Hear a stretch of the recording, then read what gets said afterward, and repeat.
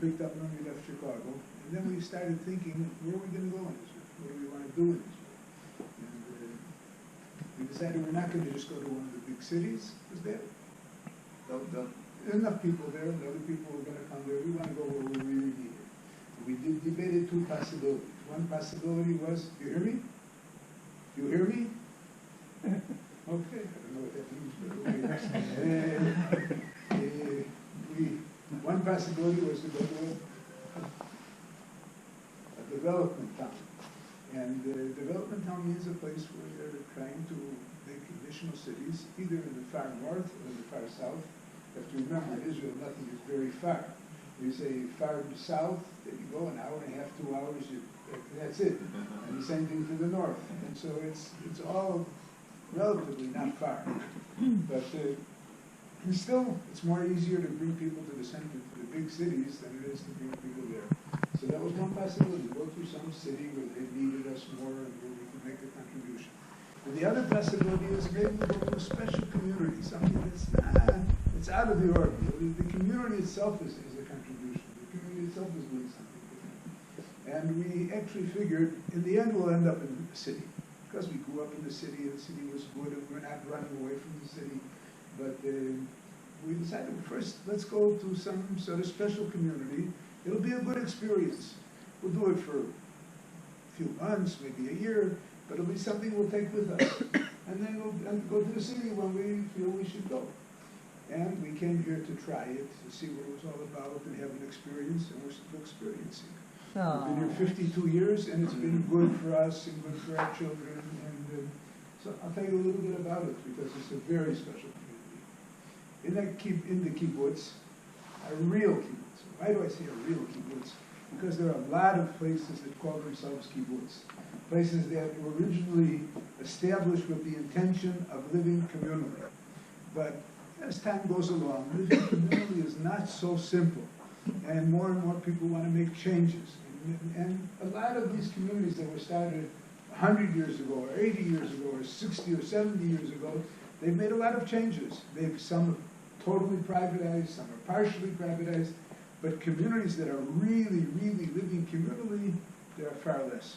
I would say that today there are about 40 kibbutzim in Israel that really live together like one big family, where you really should live and share together. And everybody does their share and is expected to do their share. They do because they feel that they belong. It's theirs. And you receive what you need according to what the community can afford. In the beginning we came here in the beginning in 52 years ago. And for the first 30 years that we were here, the houses were very small. So we slept in the living room on the couch, and each evening we would open up the couch into a bed, double bed, and then we would close it in the morning. And we did that for 30 years. We'd come from Chicago, well-to-do families. We had everything that we needed, everything very comfortable. But here, the apartments are 39 square meters. 39 square meters is one small living room, dining room area, and little kitchen, little bathroom, and one bedroom. And that one bedroom was good. You could put in 2 bunk beds if you wanted, but there was room for 2 beds. So if you had more kids, you would put in 2 bunk beds. So that was it. And so the place for the parents is in the living room and on the couch. And so we did that for 30 years before we were able to get a larger home. And but it was good. We felt we were doing something important. We were in a place that's going somewhere. In the end, it'll be different. It'll be better. Conditions will be better. But we didn't even really feel that anything was wrong, because we were part of something that we enjoyed being part of. We're part of a new community that's building up, this land of Israel, and coping with all the difficulties that there are here, and we're making our contribution. So if you feel you're doing something worthwhile, you go along with it. And it was that way for a long time. But today, little by little, the kibbutz did better. Today, I would say we've done much better. We're not wealthy, but we're well-to-do. Anything that we want to provide for our members that we feel is important to provide, we can provide. Whenever each new question, the oldest kids got to be university age or something like that, it was obvious that we are going to give our children the best possible education at all stages, and when you get to that point, even though it's very expensive and everything, that's top priority. You do it. And the same thing was with anything else that came up. In the beginning, we couldn't go on vacations. We could go, but we had no money to go. We had no place to go. We couldn't afford to go to a hotel, to go for traveling, for entertainment, and everything else. So you either managed without going on vacation, or you went to some relative or somebody who lived in the city, and you say SpongeBob. You get the idea. And you managed with what you had or what you didn't have, and everything was all right. And today we go on vacations abroad, not only in Israel, abroad.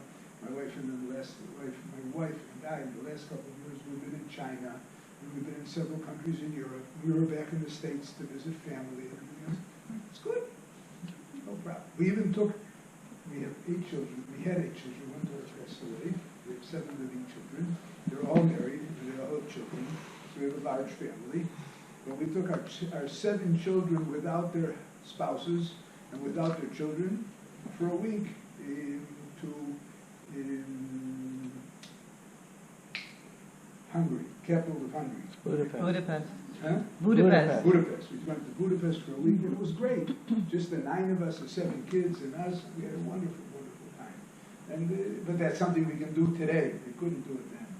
And so we've gone a long way, and things have come comfortable. Okay. And if you want any more questions about that, I'm going to continue on to other subjects. So today, life in Lavi is where we are.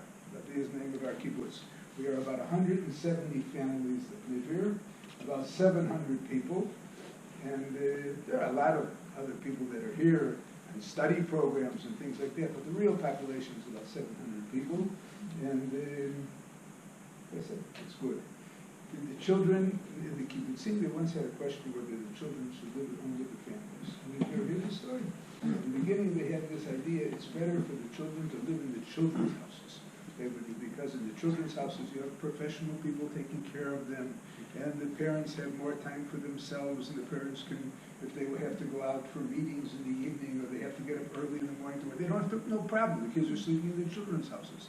So that's the way it was in the beginning. Children, it's more efficient. Maybe even there were probably those who thought it was better education. Professionals taking care of the kids more than the parents. Parents might botch it up or something like that. So you have professionals doing all these things.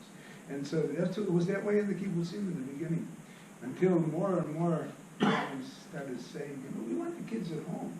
We don't want the kids sleeping in the children's houses. We want them behind us. And little by little, all the kibbutzim changed, and in all the kibbutzim in Israel, there's no such thing as children living in children's houses. There are children's houses. During the day, there's all sorts of activities and programs and everything. It's wonderful. But in the evening, everybody goes home to their own families and live with families like everywhere else in the world. And so that idea sort of disappeared.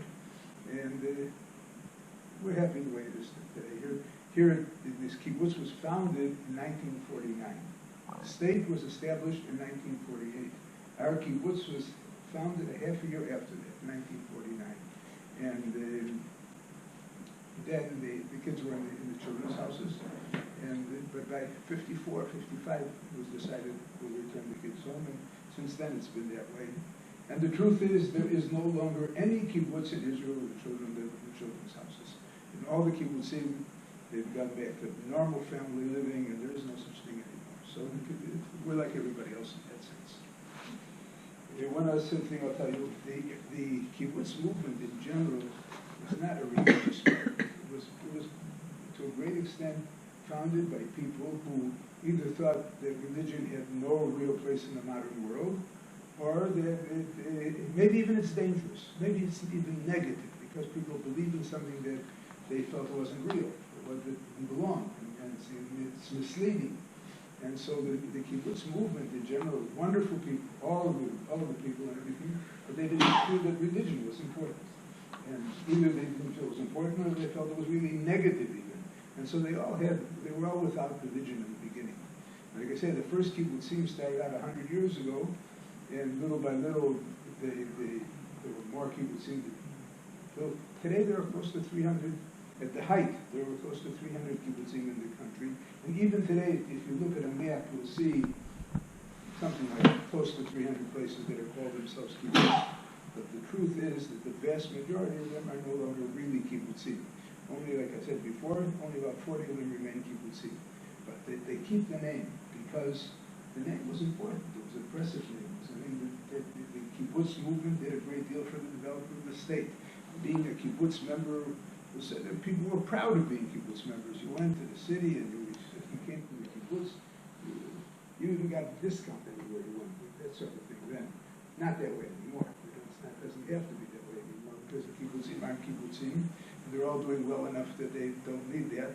But it was that way. The people were looked up to it. So the kibbutz was something that was really looked at favorably. A lot of the leadership of the country came from the kibbutzim. Military leadership also. And so it was good. Today, the kibbutz movement, like I said, is good people in good places, but not very much of it is really communal, like it originally was. What else do I want to tell you? That, and I said, our kibbutz, our movement, I started talking about religion, that most of the kibbutz movement is not religious. Our kibbutzim, the ones that belong to our small movement, I'd say there are about 20 that could be considered part of our movement, and we are people that think religion has a place in the modern world. In our kibbutzim, religion is an active part of our life. There's a synagogue in each community, and there are services in the synagogues, and there are the Sabbath is the Sabbath, and holidays are holidays, and the dietary laws are observed, all of this. Each one, nobody's forced to do anything, but this is the milieu that you live in. This is the atmosphere you live in. This is the kind of community it is. People who are there are not necessarily interested in going to the synagogue 3 times every day because there's services there, but they want that there should be a synagogue and there should be services, so those who want to go can go, so the children know that this is part of the life of the Jewish family, even in the modern world. And so all of this is here, and so we're part of this. We're one of those kibbutzim that continues to think that religion has a place in the modern world. I would even say that for me, being religious, being a member of the kibbutz, makes it easier for me to observe some of the most important things in religion. If we say that in religion, love your neighbor as yourself, do unto others what you want them to do to you, that's a wonderful principle. But it's certainly easier if you live together with your neighbor and you share with your neighbor and you help them achieve everything that they want. In other words, this kind of communal life is conducive to religious observance.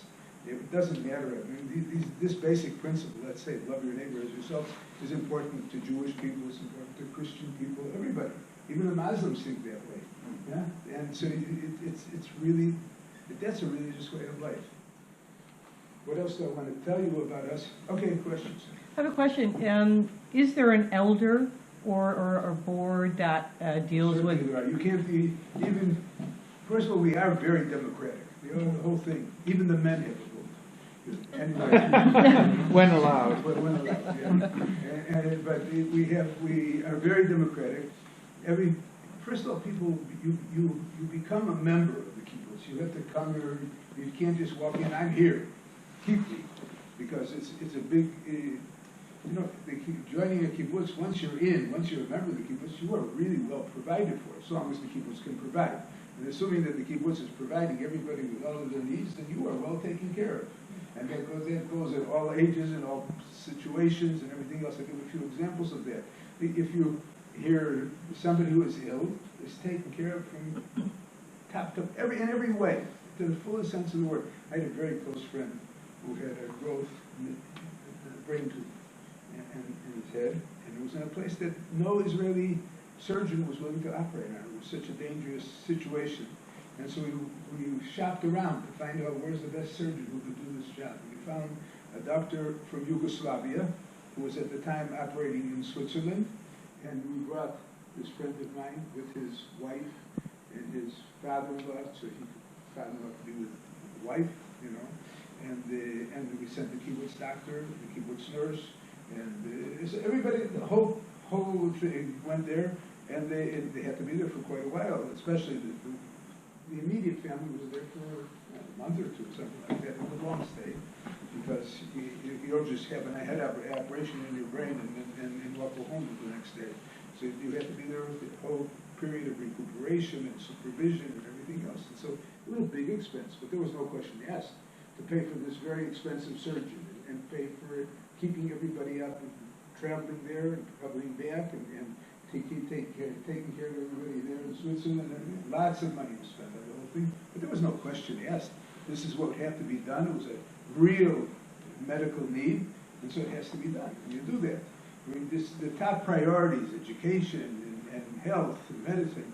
These things, so obviously food too, you know.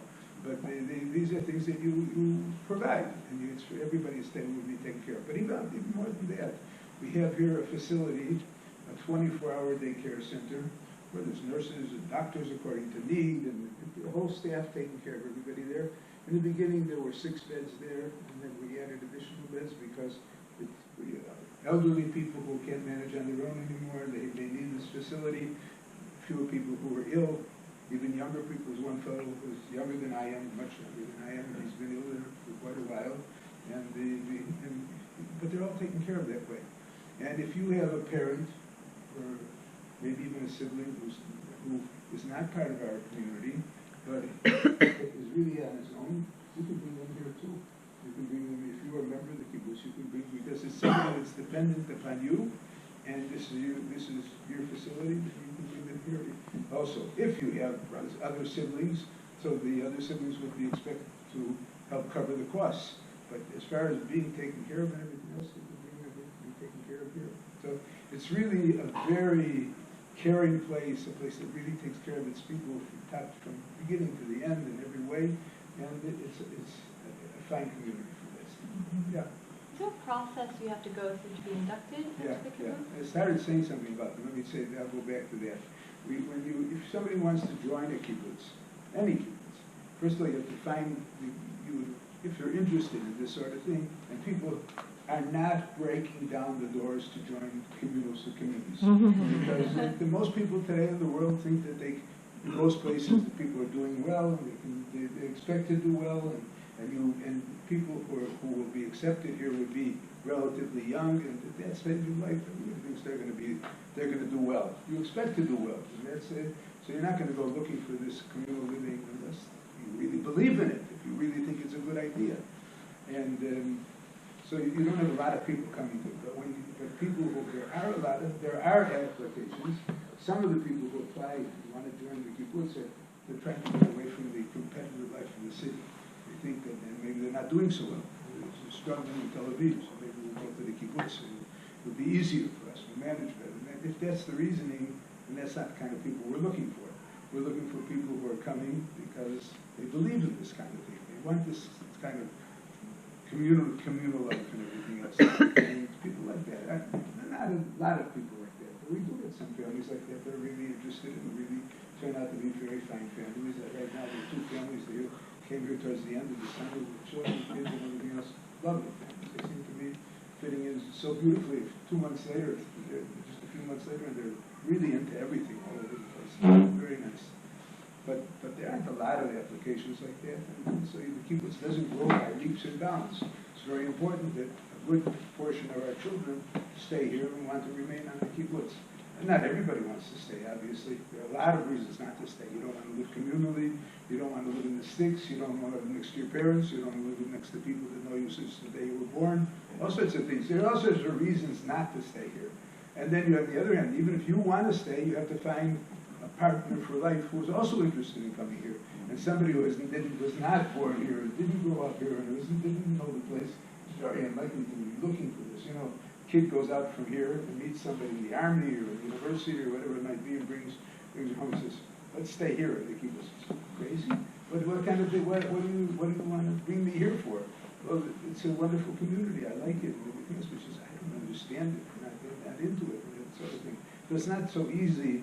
There are a lot of reasons you don't end up staying on the kibbutz, but still we have about 25-30% of our kids do stay. It was once much more than that.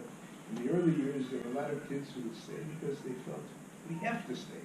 We are the oldest kids in the kibbutz, and we want to help it go do well and have things go forward and everything else. So there were a lot of kids who stayed, not only because they wanted to stay, but because they felt it's important to stay. We have to help our parents, we have to feed the community. And so it was a higher rate once, but the truth is 25–30% staying is very nice, especially because we don't have small families. We have, my wife and I have 8 children. I have one daughter passed away. We have 7 living children. Maybe I told you this mentioned before, but anyway, so families, the average family here is at least 4 or 5 kids, something like that. And so there are a lot of kids, and so if you have a fair percentage of them staying, there's a natural growth within the community as well. There are a few hands going up, so I'll give you a chance to ask what you want before I continue talking about whatever You're doing a fine job. Okay. What are the typical sources of income that allow the typical kibbutz to sustain Here, its way of life? First of all, we have a hotel. We built a hotel, we put a lot of money into the hotel, and a hotel is a big expense. You have to keep it up. In order to be competitive with other hotels, there's always money to be invested in the hotel. There's all things that have to be done. But we built the hotel, the truth is, when we first did it, we did it because nothing else was working. We were having a difficult time making a living.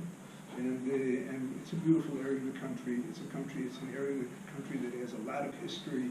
And so it's interesting. It turned out to be, and so we decided to put up if you would ask Conrad Hilton how he decides where to make his hotels. So he says, I have 3 considerations. His answer is 3 considerations: location, location, and location. And probably the last thing he would ever consider doing is putting up a hotel on the top of a mountain in the middle of nowhere. But that's what we did.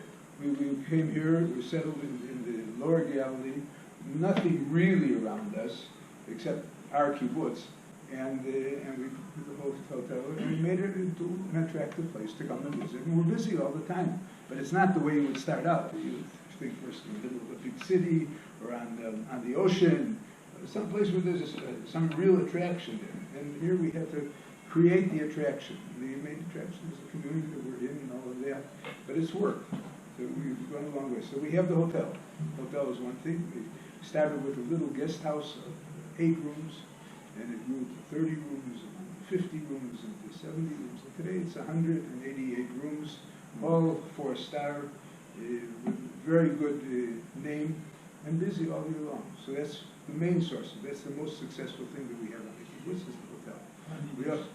When did you build this hotel? It was founded in the beginning in the 1960s. But then it was just a few guest rooms. And it was really a guest house or something like that. And it didn't have any rating. It wasn't a hotel that we got a rating or anything else like that. But it grew little by little. Like I said, today we are 188 rooms, 4-star. So it's a big success from our standpoint, but a lot of money went into it. It's always more money. There's no end to it. We have to keep up the standards and everything else. That was one thing. And then we have a factory. We manufacture furniture. We have a very special product. When we built our synagogue here, actually we received the contribution. I'll go back another step. The people who came here and founded our kibbutz came here from England. And after they came here, the people in England were very proud of them. People left England, they came, and they made a hotel, they made a kibbutz in Israel, and they were very proud of us. And so some people got together, they raised money to build the synagogue in the kibbutz. This money, we received a nice sum of money in the 1960s to build the synagogue in the kibbutz. The only problem was that wasn't our top priority as what we need to put money into. We were still struggling. We were barely making a living. There were so many things that we needed. And so here all of a sudden we get money to build a synagogue. And we discussed it. We said you can't turn down the contribution. And you can't take the contribution and not build the synagogue. So we decided we'll build the synagogue, but anything that we can do within the synagogue, we'll do it on our own. And we have people with good hands and things like that. And we did all the interior decoration, all the furniture, everything else.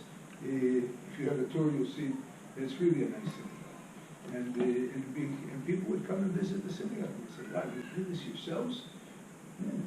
Maybe you do for us. But For us, after you've done a few synagogues, you're in the business. We've done 6,000 synagogues all over the world, and that's besides the hotel. That's our next big operation. Is synagogue furniture. The second, I'll tell you another story about that. And the other thing, we have a big farm. We have a dairy herd, a beef herd, and we raise chickens for food for chicken, eating chicken. And we are part of a cooperative. You know, when you're in farming, it's important not only what you raise, it's how you market. If you don't find a good way of marketing your produce, you can lose all the money that you invested in it. And so we became part of a cooperative that makes packaged frozen chickens. You can buy them in supermarkets all over the place. And the brand name is called Ofto. Good chickens. Ofto. And it's a frozen packaged chickens. I mean, it's all over the place. I don't know where you live and what product, what kind of packaged chickens are available. But it's a very popular brand that sells all over the place. And we're one of those that are partners in it. We're not the only ones. There's an awful lot of chickens in this operation. So there's a lot of places that raise chickens, and we all built this sales program together, and that's what we do with it. So we have the farm and the factory and the hotel. And that gives us a pretty good support that we needed. It's also wise because there are times when one or the other might be weak for some reason. It could be the weather. If in agriculture, weather is a big factor. It could be political. If there happens to be a lack of security in the area, then the tourist business suffers. So there are all sorts of things that affect it, and so it's good that you're standing on three legs. And if one is a little weaker, the other one's stronger. It's worked nicely for us. Okay? Any other questions? Yeah.